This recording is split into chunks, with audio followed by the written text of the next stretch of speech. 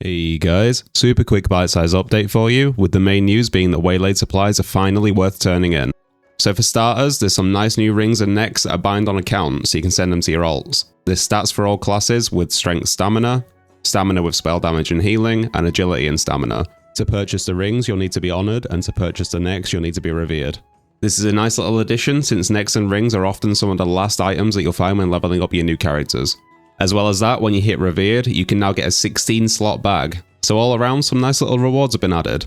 But there's also huge changes to the amount of reputation that you get from handing in Waylaid supplies, and the rewarded gold. As you can see, when turning in higher tiered supply boxes from this phase, you'll be rewarded with 12 gold and 1000 reputation. If you've been hoarding your supply boxes not wanting to hand them in because of the terrible rewards, now is the time to take them out and check the auction house's prices, and you might actually be able to make some free profit.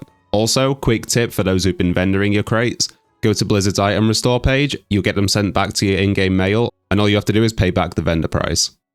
There's also a couple of other changes that I'll quickly go over. The Hyperconductive Caster set's 3-piece bonus now works correctly with healing and damage runes, so this is a tier set from Gnomeregan, with the 3 set being that the player's cast can proc bonus damage and healing. Presumably, this wasn't including abilities granted by runes, so a nice little bug fix here. Then Chronostatic Preservation duration increased to 20 seconds, it was 15 seconds, and it now works with mouse over macros, so a good little quality of life change here for mage healers.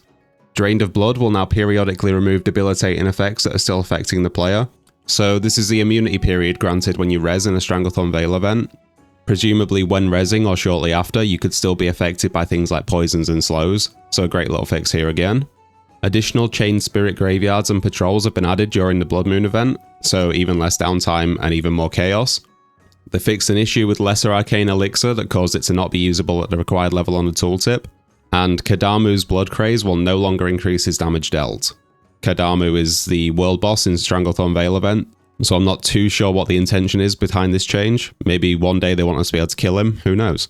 And then a couple of class-specific fixes. Chimera Shot no longer extends the duration of Wyvern Sting's periodic damage, with a developer note stating that this interaction was never intended. And for rogues, Between the Eyes no longer shares a cooldown with ranged attacks. But that's it for this quick bite-sized rundown. For more SOD content, please subscribe, and I will see you in the next one.